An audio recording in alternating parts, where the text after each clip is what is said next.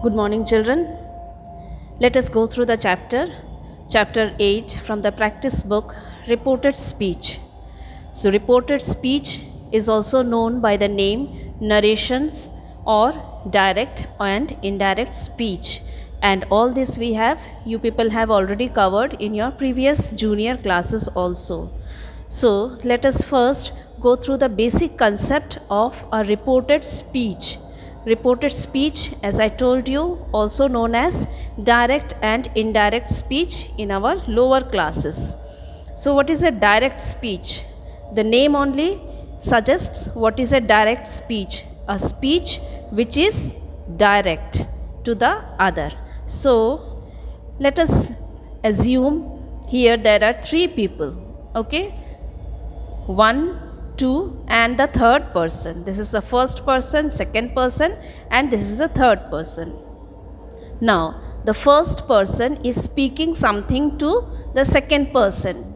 So, that speaking is direct.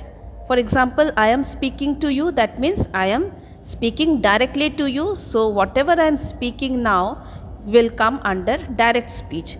Similarly, this person 1 is speaking to the second person directly. So, whatever 1 is saying to 2, that will come under direct speech.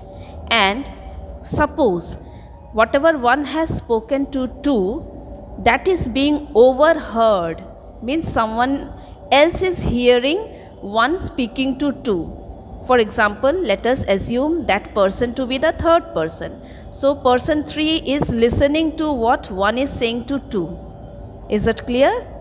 Then, so whatever 1 is speaking to 2, that becomes a direct speech.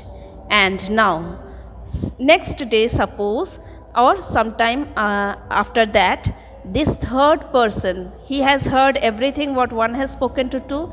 Now, if this third person is again saying the same things which 1 has said to 2 to someone else, then that means he is speaking something which he has indirectly heard from 1 to 2. So, then that becomes an indirect speech. Okay, I think it is clear now. So, whenever something is spoken directly to the next person, that becomes a direct speech. And when the same speech is again narrated or reported by a third person, then it becomes an indirect speech. For example, reports. You must have heard about reports under the writing section. So, when we present a report, when we write a report, what is that? Report writing is also an indirect speech itself.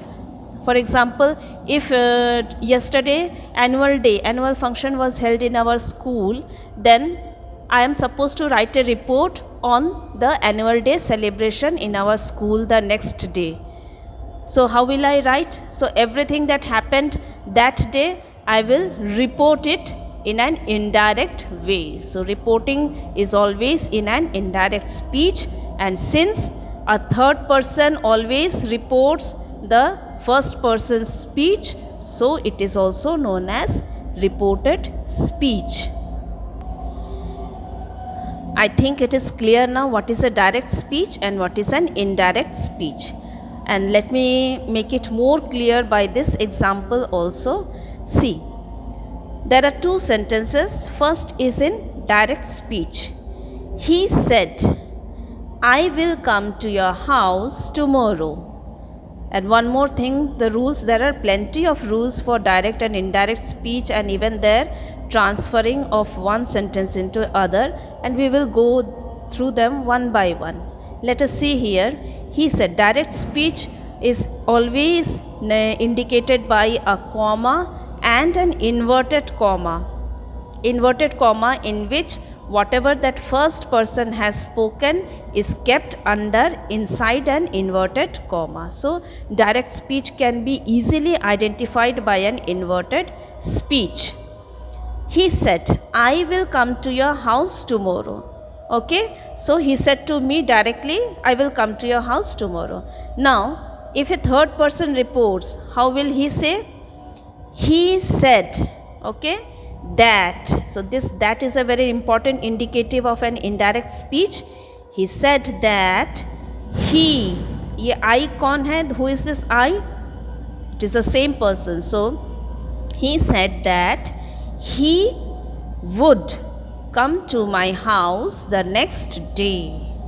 So I am reporting to someone else. So how will I say? He said that he would come to my house the next day. Tomorrow will become the next day. And what are the changes that has occurred? I. This has changed into he. Will becomes would.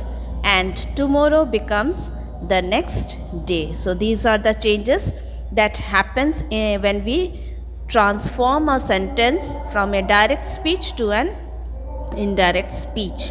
Once again, a direct speech will always be associated with a comma and an inverted comma, and these punctuation marks, the comma and the inverted comma, will not be there in an indirect speech.